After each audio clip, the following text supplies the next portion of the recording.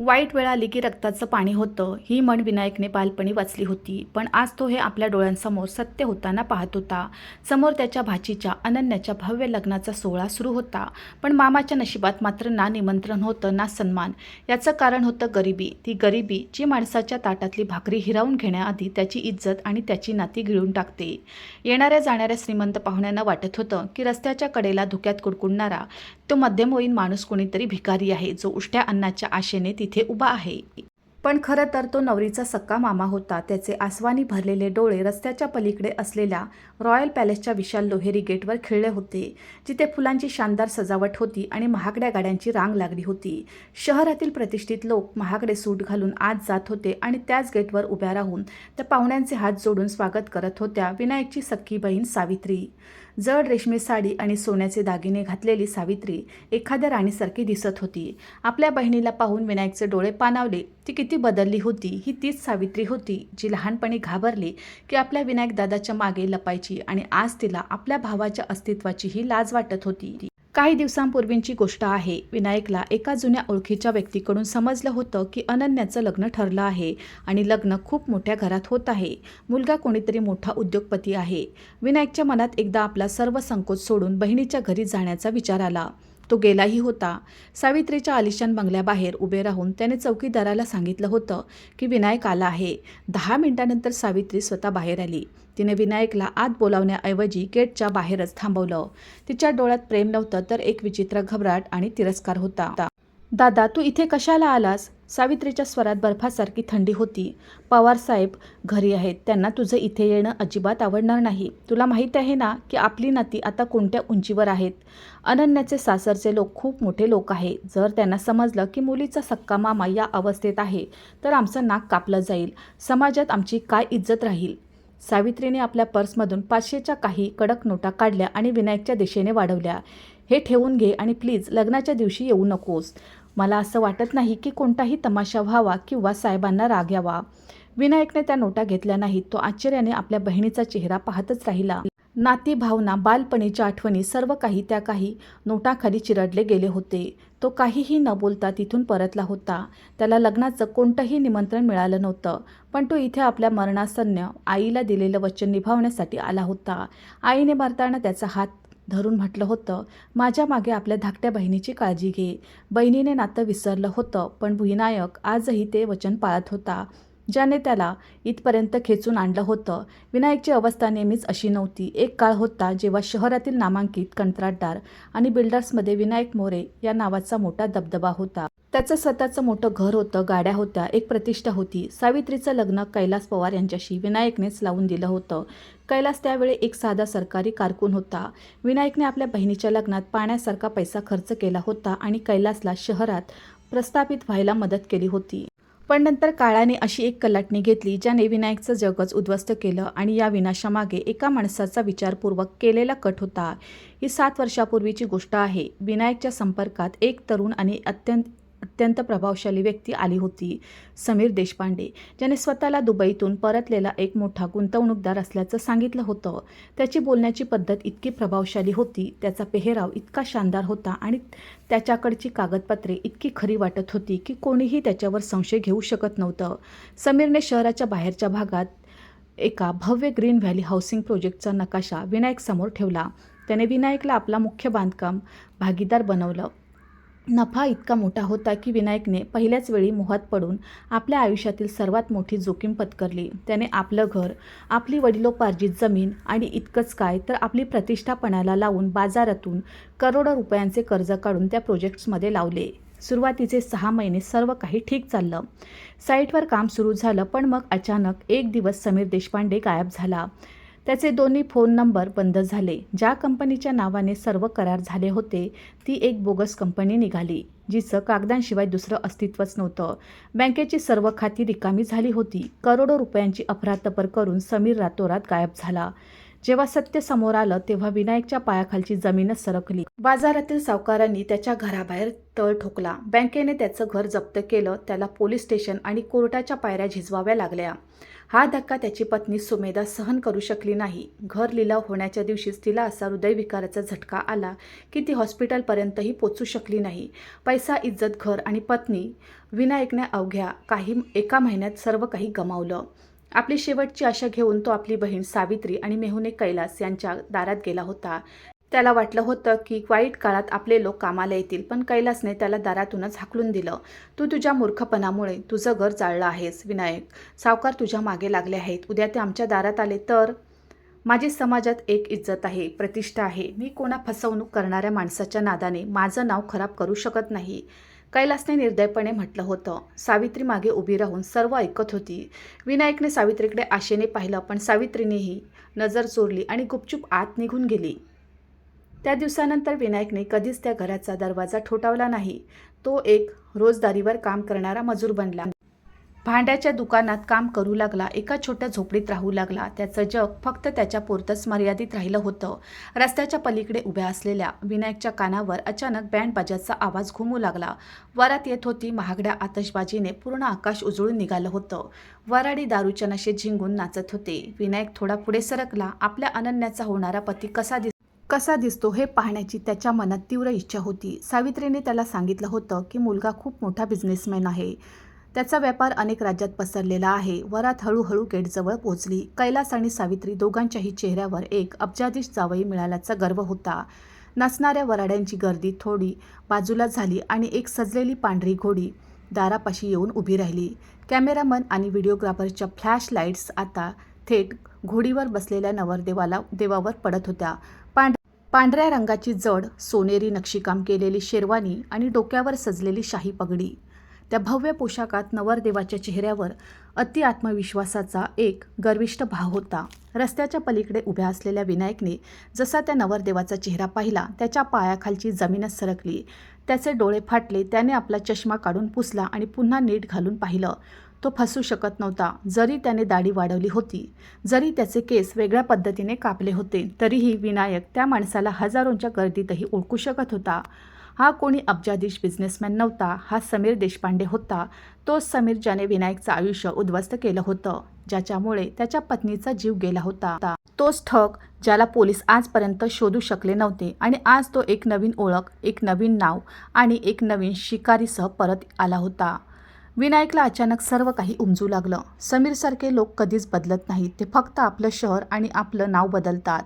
News चॅनलमध्ये अनेकदा अशा बातम्या येतात जिथे एका सराईत ठग स्वतःला श्रीमंत सांगून सदन घरातील मुलींशी लग्न करतो, हुंड्यात मोठी रक्कम उकळतो आणि मग एक दिवस सर्व पैसे आणि दागिने घेऊन पसार होतो. सावित्री आणि कैलास आपल्या लोभापायी आणि खोट्या प्रतिष्ठेपायी इतके आंधळे झाले होते की त्यांनी त्या मुलाच्या पार्श्वभूमीची नीट चौकशीही केली नसेल.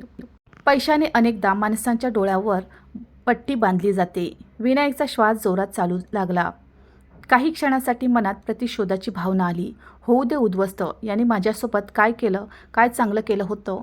आपल्या भावाला लग्नाचं निमंत्रणही दिलं नाही. पण तेवढ्यात पहिल्या मजल्यावरील खोलीच्या काचेच्या खिडकीतून त्याला अनन्या दिसली. लाल लग्नाच्या जोड्यात सजलेली ती अगदी एका पाहुलीसारखी दिसत होती. ती आपल्या मैत्रिणीसोबत उभी राहून वरात पाहत होती आणि तिच्या चेहऱ्यावर एक निरागस हास्य होतं. विनायकचं हृदय धडधडलं. सावित्री वाईट असू शकते, कैलास स्वार्थी असू शकतो, पण अनन्याचा काय दोष होता?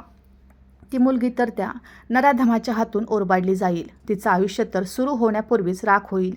ती सुमेधासारखी घुटमळून मरेल. नाही, मी माझ्या सुमेधाला वाचवू शकलो नव्हतो, पण आता माझ्या अनन्याला या चितेत जिवंत जळू देणार नाही. विनायकने मनाशी पक्क केलं. आज गोष्ट त्याच्या स्वतःच्या इज्जतीची नव्हती, तर त्याच्या मुलीसारख्या भाजीच्या आयुष्याची होती. विनायक जड आणि खंबीर पावलांनी रस्ता ओलांडू लागला. आज तो एक नको असलेला पाहुणा बनून त्या बँक्वेट हॉलचा उंबरा ओलांडणार होता. पण हॉलच्या मखमली गालिच्यावर पाय ठेवताच तिथे उभ्या असलेल्या सुरक्षा रक्षकाने त्याच्याकडे असं पाहिलं, जसं काही एखाद्या अस्पृश्याने पवित्र मंदिराच्या पायऱ्यावर पाय ठेवला आहे.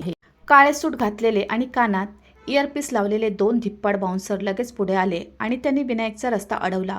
ए बाबा, कुठे घुसतोयस? ही काही खैरात वाटण्याची जागा नाही, बाहेर निघ. एका बाउन्सरने विनायकला पकडून मागे ढकलत म्हटलं. विनायकने विनंती केली, मला आज जाऊ द्या. मी नवरीचा मामा आहे. मला सावित्री आणि कैलास यांना भेटायचं आहे.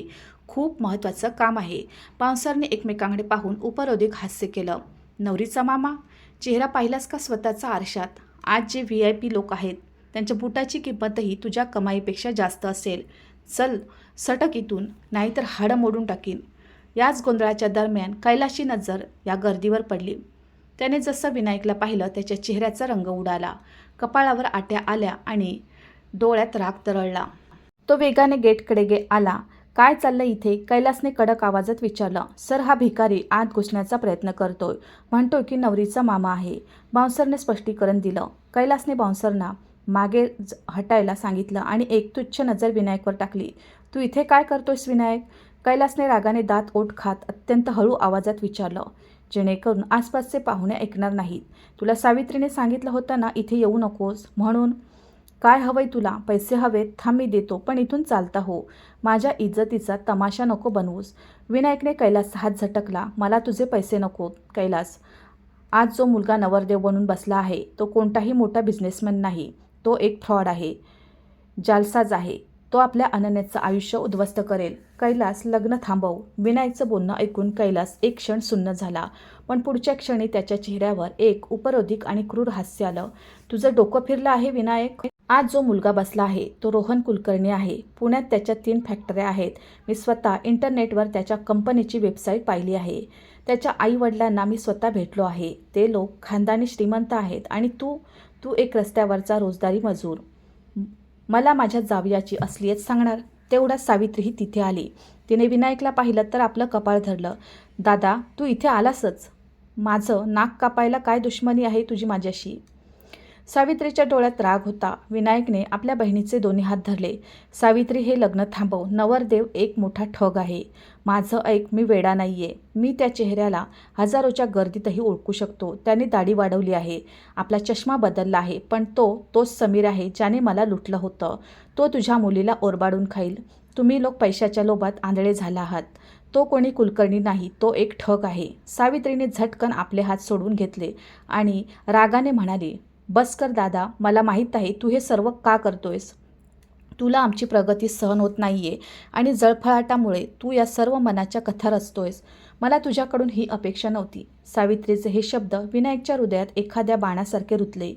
कैलासने आता आपला संयम गमावला. त्याने सुरक्षा रक्षकांना बोलावलं आणि आदेश दिला, या माणसाला उचलून रस्त्याच्या त्या पलीकडे फेकून द्या आणि जर हा पुन्हा इथे दिसला तर त्याचे हातपाय मोडून टाका. याचा चेहरा मला पुन्हा दिसता कामा नये. सुरक्षा रक्षकांनी विनायकला निर्दयीपणे पकडलं आणि त्याला ओढत गेटच्या बाहेर नेले. विनायक ओरडत राहिला, सावित्री, अनन्याला वाचव, तो लांडगा आहे. पण बँडबाजाच्या आवाजात त्याचा आवाज हरवून गेला. विनायकला रस्त्याच्या कडेला मातीत जोरात फेकून देण्यात आलं. त्याचा चष्मा दूर पडला. त्याच्या गुडघ्यातून आणि कोपऱ्यातून रक्त येऊन लागलं. रस्त्याच्या थंड आणि ओल्या मातीत पडलेल्या विनायकला असं वाटलं जणू त्याचे प्राणच चालले आहेत. त्याने आपला चष्मा उचलला, तो कसा तरी डोळ्यावर टिकवला.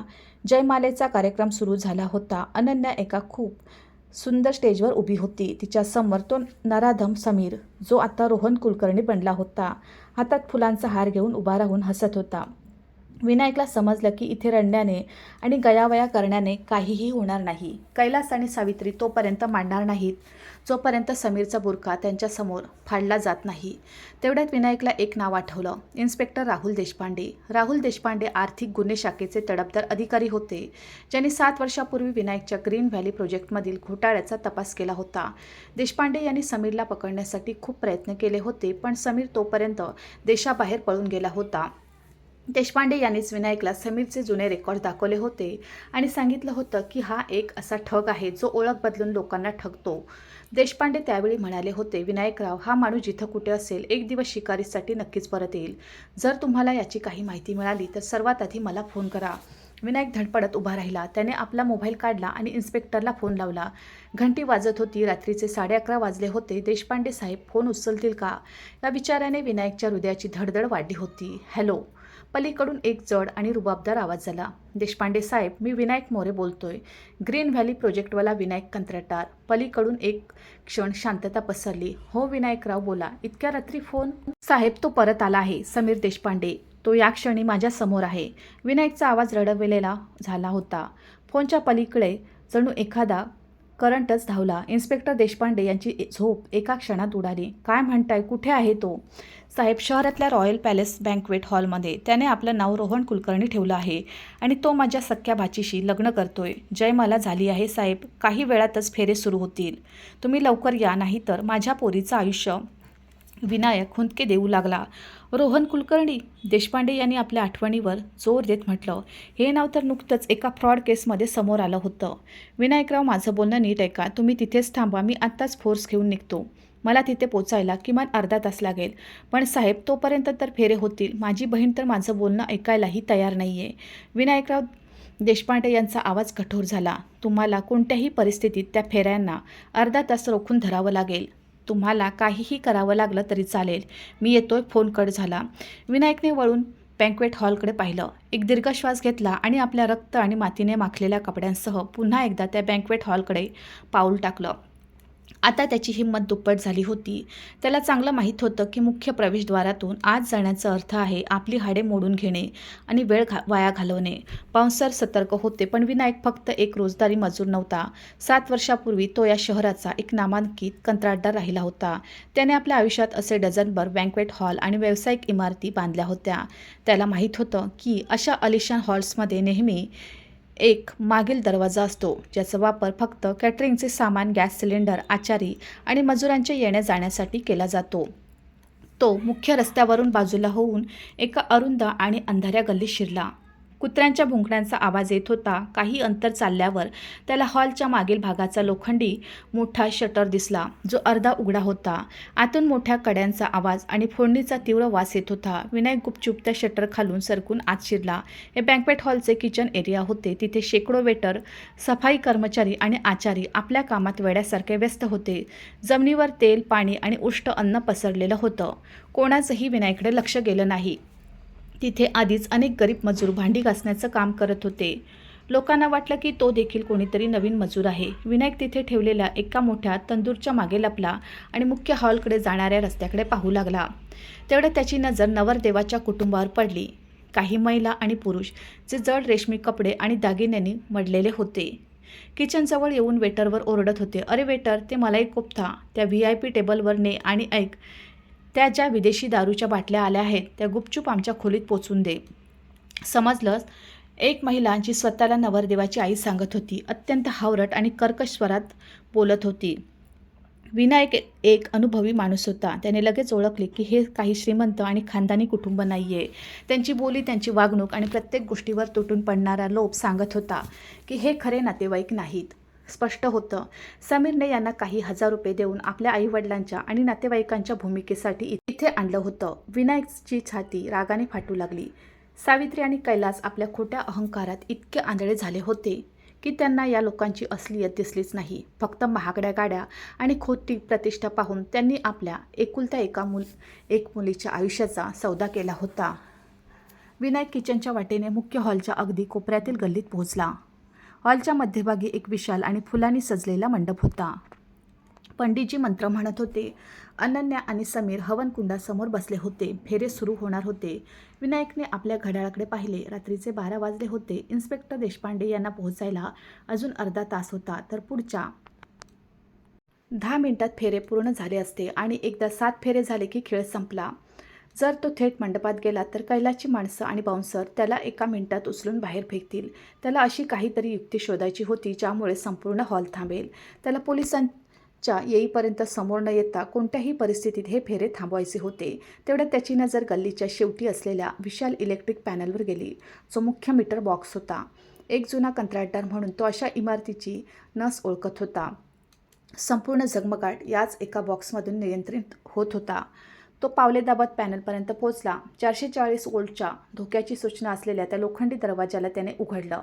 8 डझनभर MCB आणि एक मोठा मेन स्विच होता. विनायकने दीर्घ श्वास घेतला, बजरंग बलीचे नाव घेतले आणि पूर्ण ताकदीने मुख्य सप्लायचे ते मोठे कटआउट फ्यूज ओढून बाहेर काढले. अचानक हजारो वोल्टचा झगमगाट, डीजेचा आवाज आणि मंडपाची रोषणाई, सर्व काही एका क्षणात शून्य झाले. संपूर्ण रॉयल पॅलेस एका घनदाट आणि भयानक अंधारात बुडाला. क्षणभरात शांतता भंग पावली आणि हॉलमध्ये स्त्रिया व मुलांचा आरडाओरडा सुरू झाला. अरे, ही लाईट कशी गेली? बंद हॉलमध्ये जिथे शेकडो लोक उपस्थित होते तिथे एअर कंडिशनर बंद होताच काही मिनिटात भयंकर उकाडा आणि उष्णता वाढू लागली. कैलासचा घाबरलेला आवाज घुमला, मॅनेजर हे कसं झालं? जनरेटर चालू करा. पण विनायकने फक्त मुख्य फ्यूजच काढले नव्हते. एक अनुभवी कंत्राटदार असल्याने त्याला माहीत होतं की अशा हॉल्समध्ये ऑटोमॅटिक जनरेटर असतात जे वीज जातात 10 सेकंदात स्वतः चालू होतात. म्हणून फ्यूज काढण्यापूर्वी त्याने मोठ्या हुशारीने जनरेटरच्या ऑटो स्टार्ट सेन्सरची एक मुख्य तार कापून टाकली होती. आता जोपर्यंत इलेक्ट्रिशियन येऊन ती बारीक चूक शोधत नाही तोपर्यंत जनरेटर कोणत्याही परिस्थितीत चालू होऊ शकत नव्हता. मोबाईलचे फ्लॅश लाईट सुरू झाले, पण ते इतके पुरेसे नव्हते की मंडपातील विधी पुढे सरकू शकतील. मंडपात बसलेल्या नवरदेवाच्या चेहऱ्यावर भीती पसरली होती. त्याला आपली पोलखोल होण्याची भीती होती. अंधाराने घुसमट आपला परिणाम दाखवत होती. 15-20 मिनिटे उलटून गेली. AC बंद असल्याने उकाडा वाढला आणि VIP पाहुणे कंटाळून बाहेर गार्डनच्या दिशेने सरकू लागले. तिकडे मॅनेजर घाबाने डबडबलेला पळत होता आणि त्याचा इलेक्ट्रिशियन मोबाईलच्या फ्लॅश लाईटमध्ये पॅनलचा फॉल्ट शोधत होता. शेवटी बरोबर 12:20ला जनरेटरचा मोठा आवाज घुमला आणि हॉल पुन्हा उजळून निघाला. पॅनलच्या मागे लपलेला विनायक घामाने ओला झाला होता, पण तो आपल्या उद्देशात यशस्वी झाला होता. त्याने पोलिसांच्या पोचण्यासाठी अमूल्य 20 मिनिटे मिळवली होती. प्रकाश येताच कैलासने सुटकेचा निश्वास सोडला आणि रुमालाने घाम पुसत म्हटलं, चला बरं झालं पंडितजी, आता बाकी विधी सोडा आणि लवकर फेरे सुरू करा. आधीच खूप उशीर झाला आहे. पंडितजींनी अनन्या आणि समीरला उभे राहण्याचे निर्देश दिले. समीरने अनन्याचा हात धरला. पहिला फेरा सुरू होणारच होता की थांबा. एका जड पण खंबीर आवाजाने संपूर्ण हॉलची शांतता चिरली. सर्वांच्या नजरा त्या दिशेला वळल्या. VIP पाहुण्यांच्या त्या झगमगाटात आणि रेशमी कपड्यांच्या गर्दीत एक असा माणूस उभा होता जो त्या महफिलीत पूर्णपणे वेगळा वाटत होता. धूळ आणि मातीने माखलेले त्याचे साधे कपडे, घामाने डबडबलेला चेहरा आणि डोळ्यात एक धगधगता ज्वालामुखी. तो विनायक होता जो अंधाऱ्या गल्लीतून थेट मंडपाशी येऊन उभा ठाकला होता. सावित्री आणि कैलास त्याला तिथे पाहून असे हादरले जणू त्यांनी एखादा भूतच पाहिला आहे. कोणाचीही पर्वा न करता विनायक जड पावलांनी मंडपाच्या पायऱ्या चढला आणि कोणी त्याला रोखण्यापूर्वीच त्याने नवरदेव आणि नवरीमध्ये बांधलेलं ते लग्नबंधन आपल्या मजबूत मुठीत घट्ट पकडलं. हे लग्न होणार नाही. विनायकचा आवाज घुमला. कैलासचा चेहरा रागाने लाल झाला. त्याने पुढे होऊन विनायकचे कॉलर पकडली. तुझी ही हिंमत? तू आत कसा शिरला? तमाशा करून ठेवलायस माझ्या इज्जतीचा. सोड मला. कैलासचा हात झटकून विनायक आपल्या भाचीकडे पाहू लागला. अनन्या पदराच्या आड आपल्या मामाला या अवस्थेत पाहून थरथर कापत होती. अनन्या, माझ्या बाळा, हे बंधन सोडून टाक. हा माणूस तुझ्या लायकीचा नाहीये. हा एक लांडगा आहे. विनायकच्या डोळ्यातून पाणी वाहू लागलं. तेवढ्यात नवरदेव, ज्याने आत्तापर्यंत सभ्यपणाचा बुरखा ओढला होता, मोठ्या मिजाशीत बोलला, एक्सक्यूज मी, हा माणूस कोण आहे? काका, काय तुमच्या फंक्शनमध्ये कोणीही रस्त्यावरचा माणूस असाच घुसतो का? ही माझी आणि माझ्या कुटुंबाची बेअब्रू आहे. समीर देशपांडे. विनायक ओरडला. त्याने नवरदेवाकडे आपली तर्जनी दाखवली. तुझा हा सभ्यपणाचं नाटक दुसऱ्या कोणाला तरी दाखव. दाढी वाढवल्याने आणि नाव बदलल्याने तुझं सत्य लपणार नाही. मी विनायक मोरे आहे, ग्रीन व्हॅली प्रोजेक्टचा कंत्राटदार. आठवलं? 7 वर्षापूर्वी तू मला आणि माझ्यासारख्या शेकडो लोकांना उद्ध्वस्त केलं होतं. विनायकच्या या शब्दाने संपूर्ण हॉलमध्ये जणू भूकंपाचे धक्के दिले. पाहुणे आपसात कुजबुजू लागले. समीरच्या चेहऱ्यावर एक क्षण भीती पसरली, पण पुढच्या क्षणी तो हसू लागला. एक कृत्रिम गर्विष्ठ हसू. काय बकवास आहे? कोणता समीर? मी रोहन कुलकर्णी आहे. वाटतं या माणसाचं मानसिक संतुलन बिघडलं आहे. समीरने अत्यंत शातीरपणे गोष्ट सावरून धरली. सावित्री आता अजून सहन करू शकली नाही. ती मंडपात आली आणि भर महफिलीत सर्वांच्या समोर तिने आपल्या सख्या भावाच्या गालावर एक जोरात चपराक लगावली. तुला लाज वाटत नाही दादा? सावित्रीने नफरतीने विचारलं. तुझ्या या जळफळाटामुळे मी तुला बोलावलं नव्हतं. तू तुझं आयुष्य तर उद्ध्वस्त केलंच आहेस. आता माझ्या मुलीचं आयुष्य खराब करू पाहतोयस. तू माझ्यासाठी आजपासून मेला आहेस. निघ इथून, नाहीतर मी स्वतः पोलीस बोलावून तुला तुरुंगात पाठवून देईन. विनायकचं डोकं त्या चपराकीने भिरलं होतं. क्षणभर त्याच्या डोळ्यासमोर अंधार आला. वेदना गालावर कमी आणि मनावर जास्त झाली होती, कारण चपराक कोण्या परक्याने नाही तर त्याच्या आपल्या बहिणीने मारली होती. पण असं असूनही विनायक आपल्या जागेवरून 1 इंचही हलला नाही, कारण आताची लढाई त्या बहिणीला परत मिळवण्यासाठी नव्हतीच. आताची गोष्ट फक्त त्याच्या निरागस भाचीच्या आयुष्याची होती. त्याने सावित्रीच्या डोळ्यात पाहिलं. मार, तुला जितकं वाटतं तितकं मार, पण आज या जाळ्यात अडकून माझ्या मुलीचं आयुष्य उद्ध्वस्त होऊ देणार नाही. तुला पोलीस बोलवायचे आहेत ना? बोलाव. मी सुद्धा पोलिसांचीच वाट पाहत आहे. कैलासने आता आपला ताबा सोडला. त्याने सुरक्षा रक्षकांना बोलावलं आणि आदेश दिला, या माणसाला उचलून रस्त्याच्या त्या पलीकडे फेका आणि जर हा पुन्हा इथे दिसला तर याचे हातपाय मोडून टाका. याचा चेहरा मला पुन्हा दिसता कामा नये. 4 धिप्पाड बाउन्सर धावत मंडपाकडे आले. विनायकने आपल्या घड्याळाकडे पाहिलं. 12:35 झाले होते. पोलीस तर आत्तापर्यंत यायला हवे होते. विनायक स्वतःशीच म्हणाला. तेवढ्यात बाउन्सरने वेगाने येऊन विनायकला पकडलं आणि त्याच्या पोटात जोरात ठोसा मारला. विनायक वेदनेने वाकला. अनन्या जी आत्तापर्यंत थरथर कापत उभी होती अचानक रडू लागली. सोडा माझ्या मामाला. बाबा प्लीज, त्यांना मारू नका. तेवढ्यात हॉलच्या मुख्य दरवाजाकडून एक असा आवाज आला ज्याने बाउन्सरचे हात हवेतच थांबले आणि कैलास व सावित्रीच्या खालची जमीनच सरकली. त्याला सोडा, नाही तर तुम्हा सर्वांचे हातपाय मोडून कोठडीत टाकीन. हा आवाज कुणा दुसऱ्याचा नाही तर मोठ्या पोलीस दलासह हॉलमध्ये प्रवेश करणाऱ्या आर्थिक गुन्हे शाखेचे इन्स्पेक्टर राहुल देशपांडे यांचा होता. हॉलच्या मुख्य दरवाजातून इन्स्पेक्टर राहुल देशपांडे आपल्यासोबत डझनभर सशस्त्र पोलीस कर्मचाऱ्यांना घेऊन एका वादळासारखे मंडपाकडे येत होते.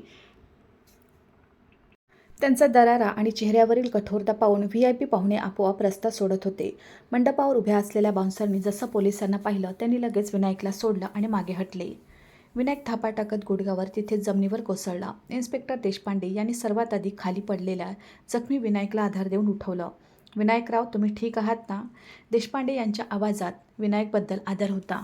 कैलास, जो आत्तापर्यंत आपल्या प्रतिष्ठेच्या नशेत चूर होता, मोठ्या पोलीस दलाला पाहून आतून घाबरला. तरीही आपली ओळख वापरत तो पुढे आला. इन्स्पेक्टर साहेब, हे सर्व काय आहे? तुम्ही कोणत्याही वॉरंटशिवाय माझ्या मुलीच्या लग्नात पोलीस फोर्स घेऊन कसं काय शिरलात? तुम्हाला माहीत नाही मी कोण आहे? मी आत्ताच कमिशनर साहेबांना फोन लावतो. देशपांडे यांच्या चेहऱ्यावर एक उपरोधिक स्मित आलं. त्यांनी कैलासच्या डोळ्यात बघत म्हटलं, छान, जरूर लावा कमिशनर साहेबांना. हवं तर थेट गृहमंत्र्यांनाही लावा. पण त्यांना हे देखील सांगून टाका की ज्या अब्दाजी जावयाला तुम्ही तुमची मुलगी सोपवणार आहात तो रोहन कुलकर्णी नसून समीर देशपांडे आहे. संपूर्ण देशात 25हून जास्त फसवणूक, बोगस कंपन्या आणि करोडोंच्या अफरातफरीचे गुन्हे त्याच्यावर दाखल आहेत आणि एका वॉन्टेड गुन्हेगाराला अटक करण्यासाठी कोणत्याही वॉरंटची गरज नसते. हे ऐकून कैलासच्या हातातून फोन सुटला. सावित्रीचे डोळे विस्फारले गेले. देशपांडे लगेच वळले. त्यांनी समीरकडे पाहिलं, जो आता मंडपातून मागे सरकण्याचा प्रयत्न करत होता. त्याचे कपाळावर घामाचे थेंब चमकत होते. त्याचे ते गर्विष्ठ हास्य आता भीतीत बदललं होतं. कुठे चाललाय समीर देशपांडे? किंवा म्हणू रोहन कुलकर्णी? किंवा मग सोलापूरच्या केसचा विक्रम पाटील? देशपांडे यांनी पुढे होऊन समीरचा कॉलर इतक्या जोरात पकडला की त्याच्या शेरवानीचे वरचे बटन तुटले. ऑफिसर, तुमचा काहीतरी गैरसमज होतोय. मी रोहन कुलकर्णी आहे. माझे आई वडील इथे आहेत. तुम्ही त्यांना विचारा. समीरने चाचरत आपल्या बनावट आईकडे इशारा केला. पण पोलिसांचा गणवेश आणि हातकड्या पाहून त्या भाडोत्री महिलेचे धाबे दणाणले. अरे साहेब, आमचा याच्याशी काहीही संबंध नाही. ती महिला हात जोडत कापत म्हणाली. मी तर तमाशात काम करणारी आर्टिस्ट आहे. या माणसाने मला आणि माझ्या पतीला 5,000 रुपये दिले होते आज रात्री इथे येऊन याच्या आईवडिलांचं नाटक करण्यासाठी. साहेब, हे दागिने सुद्धा खोटे आहेत. आम्ही फक्त रोजगारीसाठी काम केलं होतं. आम्हाला सोडा. देशपांडे यांनी एका हवालदाराला जीपमधून बायोमेट्रिक फिंगरप्रिंट स्कॅनर मशीन आणायला सांगितलं. चला रोहन कुलकर्णीजी, आपला अंगठा लावा याच्यावर. देशपांडे यांनी समीरचा अंगठा पकडून जबरदस्ती मशीनवर ठेवला. 3 सेकंदात मशीनची स्क्रीन लाल रंगाने चमकली आणि त्यावर एक नाव आणि फोटो उमटला. समीर देशपांडे वॉन्टेड. तुझा खेळ संपला देशपांडे. देशपांडे यांनी शांत आवाजात म्हटलं. पुढच्या क्षणी समीरच्या हातात बेड्या ठोकल्या गेला. समीरचा सभ्यपणाचा बुरखा आता फाटला होता. पोलिसांनी समीर आणि त्याच्या बनावट कुटुंबाला ओढत बाहेर नेले. पोलीस गेल्यानंतर हॉलमध्ये एक अस्वस्थ करणारी शांतता पसरली. जे VIP पाहुणे आणि प्रतिष्ठित नातेवाईक काही वेळापूर्वी कैलासच्या पुढे मागे फिरत होते ते आता काहीही न बोलता दबक्या पावलांनी बाहेर पडू लागले. कोणालाही पोलिसांच्या भानगडीत किंवा या अपमानात सामील व्हायचं नव्हतं. ना कोणी कैलासची नजर मिळवली, ना कोणी सावित्रीचं सांत्वन करायला आलं. अवघ्या 5 मिनिटात तो अलिशान मंडप, जो शहराच्या सर्वात श्रीमंत लोकांनी भरलेला होता, तो एकदम रिकामी झाला. कोणीही आपलं उरलं नव्हतं. जो समाज सावित्रीला आपल्या सख्ख्या भावापेक्षा जास्त प्रिय होता, तो समाज तिला एका झटक्यात एकटं सोडून पाठ फिरून गेला होता. हे श्रीमंताच्या जगातील सर्वात कडू सत्य होतं. हॉलमध्ये आता फक्त विखुरलेली फुले, हवनकुंडाचं धूर आणि एक भयानक वास्तव उरलं होतं. अनन्या, जी आत्तापर्यंत लाल रंगाच्या जोड्यात स्टेजवर सुन्न उभी होती, धावत आली आणि जमिनीवर पडलेल्या आपल्या मामाच्या गळ्याला पडली. ती हुंदके देऊन रडत होती. मामा, तुम्ही किती चांगले आहात. तुम्ही मला वाचवलं. माझं आयुष्य उद्ध्वस्त होण्यापासून वाचवलं तुम्ही. विनायक, जो आत्तापर्यंत एका अढळ डोंगरासारखा उभा होता, आपल्या मुलीच्या गळ्यास पडताच विरघळून गेला. त्याच्या डोळ्यातून अश्रूंचा बांध फुटला. त्याने आपल्या थरथरत्या हातांनी अनन्याच्या डोक्यावर हात ठेवला आणि तिचे डोळे पुसले. नाही माझ्या बाळा, रडायचं नाही. तुझ्या डोळ्यात पाणी अजिबात चांगलं वाटत नाही. आज जे झालं ते एक वाईट स्वप्न समजून विसरून जा. तुझा मामा जोपर्यंत जिवंत आहे, कोणाची हिंमत नाही की माझ्या अनन्याकडे वाकड्या नजरेने बघेल. सावित्रीचं शरीर थरथर कापत होतं. रिकामा हॉल पाहून तिला तिची खरी लायकी समजली होती. तिची नजर आपल्या उजव्या हातावर गेली. तोच हात ज्याने काही मिनिटापूर्वी आपल्या त्या भावाला चपराक मारली होती, जो आपली इज्जत पणाला लावून तिच्या मुलीचं शील वाचवायला आला होता. सावित्री किंचाळून रडू लागली. ती धावत जाऊन विनायकच्या धूळ आणि रक्ताने माखलेल्या पाया पडली. दादा, मला माफ कर. मी आंधळी झाले होते. मी पैशाच्या घमेंडीत विसरले होते की माझ्या नसात वाहणारं रक्त तुमचंच आहे. मी तुला चपराक मारली, तुझा अपमान केला. मला शिक्षा दे दादा. जर आज तू आला नसतास तर माझी पोरगी उद्ध्वस्त झाली असती. कैलास, जो आयुष्यभर आपल्या प्रतिष्ठेच्या गुरमीत जगला होता, आज पहिल्यांदा त्याच्याकडे बोलण्यासाठी शब्द नव्हते. तो फक्त गुडघ्यावर बसून राहिला. नजर जमिनीकडे होती. कापत तो म्हणाला, विनायकराव, मी तुम्हाला माझ्या घरातून धक्के मारून बाहेर काढलं, बाउन्सरकडून मारहाण केली आणि तुम्ही तरीही आलात. माझ्या मुलीसाठी मी माफी मागण्याच्याही लायकीचा नाही आहे. असं म्हणत कैलासचे डोळे भरून आले. विनायक 2 पावले मागे हटला. सावित्रीने विनायकचा हात धरला. दादा, चल आपल्यासोबत. आता तू आमच्यासोबत आपल्या घरात राहशील.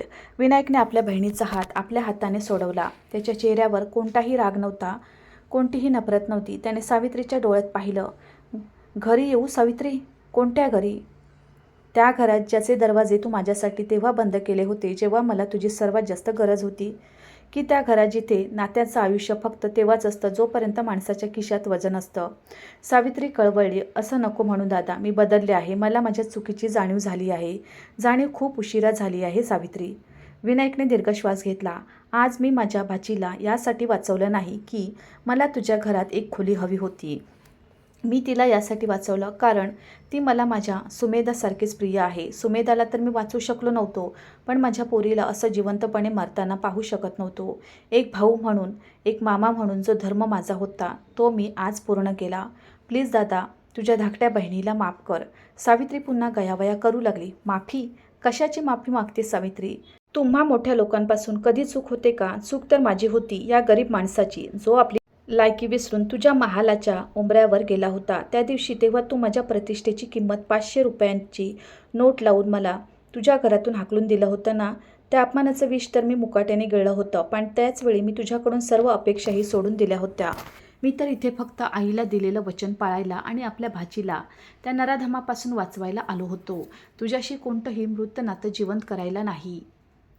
मला वाटलं होतं की पैशाने फक्त तुझे डोळे आंधळे झाले आहेत, पण आज या भर मेहफिलीत आपल्या प्रतिष्ठेच्या घमेंडीत तू जे माझ्या तोंडावर चपराक मारलीस त्याने दाखवून दिलं की तुझा विवेकही मेला आहे सावित्री. जेव्हा नात्याचे धागे तुटतात तेव्हा माणूस कदाचित त्याला गाठ मारून जोडेलही, पण तू तो धागा ठेवलाच कुठे आहेस? आज तुझ्या त्या चपराकाने त्या धाग्याला जळून राख केला आहे. त्या एका चपराकासोबत तुझा तो विनायक दादाही कायमचा मेला आहे, जो कधी तुझ्यावर आपला जीव ओवाळून टाकायचा. आणि एक गोष्ट लक्षात ठेव, श्रीमंत घरच्या मालकीनबाई मेलेली माणसं ना तक्रार करतात ना माफी देतात. त्यामुळे तुझे हे मौल्यवान अश्रू पुसून घे. तुझ्या माझ्यासारख्या कवडीमोल माणसासाठी ते वाया नको घालवू. जा आपल्या त्या मोठ्या घरात आणि खोट्या प्रतिष्ठेसोबत सुखी राहा, कारण आजपासून तुझा कोणताही गरीब भाऊ उरलेला नाही. विनायकच्या या शब्दांनी सावित्रीच्या छातीतून असा एक बाण पार केला ज्याला कोणताही इलाज नव्हता. एका क्षणात तिच्या डोळ्यासमोर बालपणापासून आजपर्यंतचे सर्व चित्र फिरू लागले.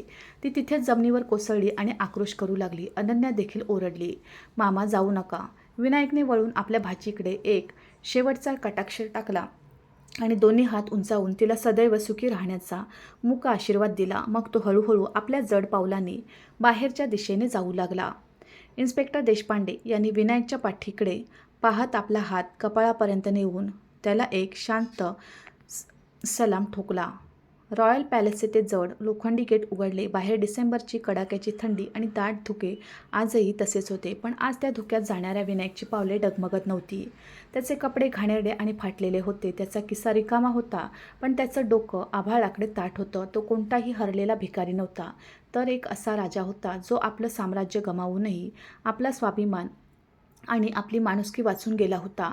तो हळूच त्या धुक्याच्या पांढऱ्या चादरीत कायमचा विलीन झाला आणि मागे सोडून गेला एक असा धडा जो प्रतिष्ठेच्या तराजूत आपल्या माणसांना तोलणाऱ्या समाजाच्या तोंडावर एक अशी चपराक होती ज्याचा आवाज सावित्री आणि कैलासला आयुष्यभर झोपू देणार नाही.